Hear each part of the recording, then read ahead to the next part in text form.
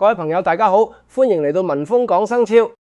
聽清楚我下面呢句話，分分鐘救返你全家，甚至徹底改變你3代人嘅命運。你先唔好覺得我喺度危言聳聽，你回想一下自己身邊嘅人同埋事，或者去留言區睇下多不勝數嘅真實例子，都可以為我做證。你有冇見過一啲好奇怪嘅怪事？有啲人明明由朝早6點忙到深夜，做工作做到隻狗咁慳吃儉用，連去一趟旅行都唔捨得，平時買件新衫都要諗過度過，但偏偏一世人都係平平淡淡，賺幾多都留唔住，甚至臨老嚟一場大病，將畢生辛苦積攢落嚟嘅畢生身家全部奉獻俾醫院。相反，有啲人你望落去懶懶閒，日日喺屋企攤喺度，好似冇乜大志，但偏偏佢哋屋企順風順水，買層樓又莫名其妙升值幾倍，仔女又聽話有出息，連隨手買張6合彩都可以中到2獎。你以為呢啲叫運氣？你以為呢啲叫命好？我今日實話實說同你講，呢個世界根本冇純粹嘅運氣，只有睇唔見嘅磁場。實有人會喺留言區即刻駁我，話努力先係硬道理。好，我今日就同你講到底。如果你覺得只要肯捱，只要肯辛苦就會發達，咁喺碼頭搬咗幾十年石頭嗰個阿叔，一早做咗世界首富啦。努力固然重要，但真正決定一個家庭會唔會興旺3代，唔係睇你拜咗幾多神，亦都唔係睇你銀行戶口有幾多位數，而係睇你屋企入面有冇住咗自帶財神、慈祥下凡轉世嘅生肖。我話你知，呢4個生肖一出世就係過嚟幫家族還債、幫父母擋災、幫仔女開路嘅。佢哋表面上睇落去平平無奇，甚至有啲怪脾氣，成日面口黑黑或者好難溝通，平時甚至仲會被身邊人嫌棄，覺得佢哋固執或者累贅。但你知唔知，正正係因為佢哋嘅固執同付出，先至喺冥冥之中做咗你屋企嘅避雷針。每逢屋企面臨破產、大病或者官非嘅時候，往往就係呢幾個人用自己嘅血汗同福報幫成家人硬生生頂住喺暗中默默托起你全家嘅氣運，保住你屋企嘅根基唔會倒塌。如果你唔信，即刻睇下你屋企有冇呢4個生肖。我今日認真同你講，聽完之後，你對身邊嗰個平時看似平平無奇，甚至好累贅嘅親人，會有一個180度嘅改觀。大家行埋嚟聽清楚，我哋依家就嚟逐個對底牌，睇下你屋企到底住咗邊幾位默默守護全家嘅隱形財神。第一位要講嘅就係屬牛嘅人。地支入面丑牛屬於濕土，裏面藏有癸水同辛金。命理學上面講，丑土能載萬物，亦能生萬金。好多人覺得屬牛嘅人好固執，好難溝通，俗稱死牛一面頸，甚至覺得同佢哋住埋一齊好辛苦，成日面口黑黑。咁但係你知唔知，正正係因為呢種固執，先幫你頂住咗外面嘅風風雨雨。屬牛嘅人天生就帶有一種還債命，佢哋一出世，往往屋企嘅環境都唔係一帆風順，甚至父母會比較多病痛或者債務。佢哋好細個嘅時候就識得幫手分擔，甚至放棄自己嘅讀書機會或者夢想，走去賺錢養家。你有冇發現，你屋企如果有人係1973年出世，今年53歲嘅癸丑牛，或者1985年出世，今年41歲嘅乙丑牛，如果有嘅話，你依家喺留言區打屬牛大吉。我話你知佢哋有幾偉大。我見過一個真實嘅客人，佢自己做生意失敗，欠落一身債，老婆又頂唔順，走咗，剩低個老媽子同2個讀緊書嘅仔女。當時全家最絕望嘅時候係佢大子，一個1973年屬牛嘅工廠女工，二話不說，將自己辛苦咁多年存落嘅幾十萬嫁妝全部拎出嚟幫佢找數，仲兼職做多2份工，幫佢照顧埋2個仔女。呢個屬牛嘅大子由朝做到晚，從來冇怨過一句，甚至連一件新衫都唔捨得買。結果點？10年之後，佢細佬東山再起，2個仔女全部大學畢業，做咗專業人士，全家買咗3層樓。呢個就係屬牛嘅人，用自己嘅血汗幫成個家族強行逆天改命。佢哋嘅磁場就係厚德載物，只要佢哋喺度，屋企嘅根基就絕對唔會倒塌。佢哋嘅慈悲唔係口甜舌滑，而係用最硬嘅態度做最溫暖嘅事。佢哋鬧你係因為心痛你行錯路，佢哋黑面係因為將所有壓力自己一個人吞晒落肚。如果你屋企有屬牛嘅人，唔該你對佢哋好啲，多啲關心佢哋嘅身體，特別係胃部同脾臟，因為佢哋太容易將心事焗喺心口，搞到自己瞓唔着。跟住落嚟要講嘅第二個生肖，呢個生肖犀利啦，就係屬龍嘅人。地支神龍神為水庫，亦係變化莫測之土。屬龍嘅人脾氣大，自尊心極強，好面子。有時真係頂佢哋唔順，覺得佢哋不可一世。實有人會講屬龍嘅人咁傲慢，又唔聽人講，成日搞到家宅不寧都算菩薩。你呢種睇法就太過表面啦。你知唔知屋企如果冇一個咁強硬咁自帶威嚴嘅人坐鎮，外面嘅小人同妖魔鬼怪一早將你間屋生吞活剝咗。屬龍嘅人天生就係過嚟做開荒牛同保護傘嘅。你屋企有冇甩九64年出世，今年62歲嘅甲辰龍，或者甩九76年出世，今年50歲嘅丙辰龍？呢兩個年份嘅龍正值人生最成熟嘅階段。如果有嘅話，喺留言區打龍騰萬里，睇下有多少同道中人。我聽過一個街坊講，佢哋家族以前喺九龍城開雜貨鋪，後來條街轉型，周圍都有黑社會收保護費，隔籬鋪頭日日俾人搞到雞毛鴨血，但唯獨佢哋一間鋪安然無恙。點解？因為佢老豆係1964年屬龍嘅大佬，生得高大威猛，眼神凌厲。只要佢企喺鋪頭門口，啲古惑仔連望都唔敢望過嚟。更重要嘅係屬龍嘅人直覺超強，對商機非常敏銳。佢老豆古松年代初力排眾議，將所有積蓄去買咗幾間地鋪。當時全家人鬧佢瘋狂，話佢會害死全家。結果今日呢幾間地鋪市值過億，佢哋3代人根本唔使憂。黑食屬龍嘅人就係咁，佢哋嘅磁場係雷霆手段，菩薩心腸。佢哋平時可能好惡，好難服侍，但每逢關鍵時刻，佢哋做嘅每一個決定都係為咗家族嘅長遠利益。第三個生肖亦係坊間誤解最深最無辜嘅生肖，就係屬狗嘅人。地支戌狗，戌為火庫，屬狗嘅人天生自帶一種忠心護主同防破財嘅磁場。一個家庭如果想富過3代，最重要嘅唔係賺幾多，而係守得幾多。好多人賺到錢就走去炒股票做高風險投資，或者遇到外面嘅爛桃花狐朋狗友，結果一晚之間輸光身家。而屬狗嘅人就係屋企最強嘅人肉測謊機同財富守護神。睇下屋企入面有冇1970年出世，今年56歲嘅庚戌狗，或者1982年出世，今年數14歲嘅壬戌狗。有嘅話喺留言區打家宅平安屬狗嘅人，直覺驚人地準，邊個係人邊個係鬼，佢哋一眼就睇得穿。我之前爆過一個真實案例，1982年出世屬狗嘅太太，有一年佢老公鬼迷心竅，聽身邊啲所謂好兄弟講，準備將全家層自住樓抵押出去，拎幾百萬去投資一個所謂嘅高科技項目。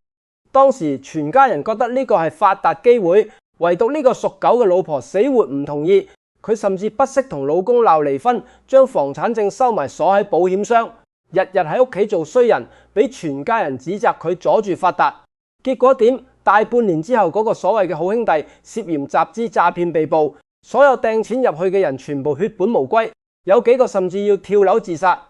唯獨佢哋一家因為老婆嘅死纏爛打，保住咗層樓，保住咗全家嘅命。老公事後跪喺度多謝老婆。屬狗嘅人有時講嘢真係好難聽，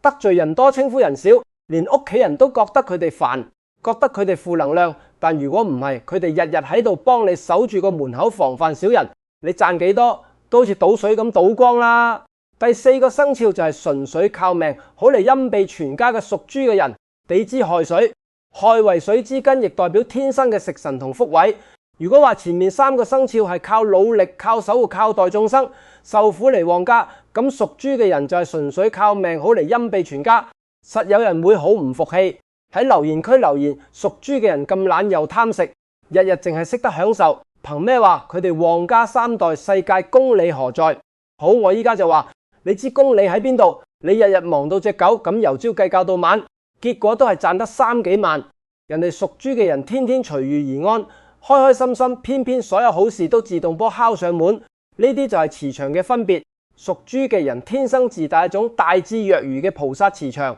佢哋唔計較，所以佢哋冇怨氣，屋企冇怨氣，風水自然好。大家對照一下屋企有冇1971年出世，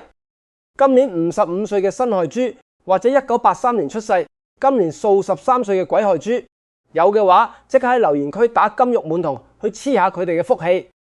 我見過一個最神奇嘅真實案例，一個開茶餐廳嘅老闆，生意做咗10幾年都係不溫不火，間分店啱啱夠交租同出糧，直到2015年，佢個大仔娶咗個1983年屬豬嘅新抱。呢個新抱嫁入嚟之後，乜都唔識做，又唔識煮飯，又唔識收銀，日日淨係坐喺鋪頭入面同客人傾偈逗貓玩。當時周圍嘅親戚都背後話佢娶咗個懶婆娘，但好怪異嘅事發生咗。自從呢個新抱日日坐喺鋪頭之後，茶餐廳嘅人流突然間爆滿，甚至有好多後生仔外區嘅人慕名而嚟。2年之內，老闆開咗3間分店，買咗2層樓，連本來體弱多病嘅老爺身體都突然間好翻晒。點解？因為屬豬嘅人身上帶有純正嘅天德貴人磁場，佢哋去到邊度，福氣就跟到邊度。佢哋嘅隨和同樂天，能夠將周圍所有暴躁壓抑嘅能量全部中和晒一個家庭。只要有佢哋喺度，笑聲就會多，笑聲一多，財神爺自然掌住唔走。你返屋企睇下你嗰個屬豬嘅屋企人，係咪每次見到佢，你嘅心情都會莫名其妙變好？呢個就係睇唔見嘅風水。講到呢度，我知留言區一定有人想駁我，或者心入面有疑惑，會講：師傅，你講得咁神奇，但我屋企嗰個屬龍或者屬狗嘅，明明賭錢輸到血本無歸，脾氣又暴躁，成日搞到家無寧日，你又點樣解釋啊？聽清楚我依家同你講嘅真心話。屬龍屬狗嘅人，如果行錯路，脾氣壞，唔係因為佢哋命唔好，而係因為佢哋身上嘅火土之氣太過猛烈，將原本儲財嘅水庫硬生生變咗做山洪暴發。呢種生肖嘅能量極之強大，好比一匹未被馴服嘅野馬。如果缺乏家人嘅包容同正向引導，佢哋就會喺迷惘入面橫衝直撞，傷人傷己。但只要屋企人願意俾多啲耐心，用愛同正能量去引導佢哋，一旦等佢哋頓悟覺醒過嚟，佢哋發奮圖強嘅爆發力同埋承德就問嘅能力，會係其他生肖嘅10倍以上。另外，我相信亦都會有人好着急咁問師傅：我屋企一個呢4個生肖都冇，咁我哋3代人係咪注定冇出頭之日？我哋間屋係咪注定變凶宅啊？生肖密碼只係一個先天嘅氣場傾向，好比上天喺一開始俾咗你一副好牌，但如果你唔識得點樣去打呢副牌，天天喺屋企怨天尤人，積聚怨氣，再好嘅財神磁場都會被你生生磨滅晒。相反，生肖磁場再好都抵唔過2個字，就係善念。正所謂百善孝為先，家和萬事興。只要你心存善念，平時多做好事，多講好話，你身上嘅磁場自然就會向菩薩同財神靠攏。你嘅心善，你嘅家風好，就算屋企一個呢啲生肖都冇，上天都一樣會將最好嘅福報賜俾你同你嘅下一代。如果你屋企最近運勢真係好差，或者你發現屋企人之間成日無端端發脾氣，身體多病痛，錢財更加係左手嚟右手走，做極都儲唔到錢，你千祈唔好驚。我依家教你一套非常具體、極之實用嘅風水化解大法步驟，簡單到爆，連隔籬屋80歲嘅阿婆都識得跟住做。呢個唔係叫你迷信，而係利用五行同氣場嘅原理去重新梳理你屋企嘅磁場，將沉睡緊嘅財運徹底激活起嚟。第一步，你依家即刻返屋企做斷捨離，清理雜物垃圾。你即刻去睇下你間屋嘅正南方同正北方係咪堆滿晒舊鞋盒、舊報紙、雜物或者已經枯咗嘅植物。如果係聽日太陽出嚟之前，必須將呢啲雜物全部掉晒佢，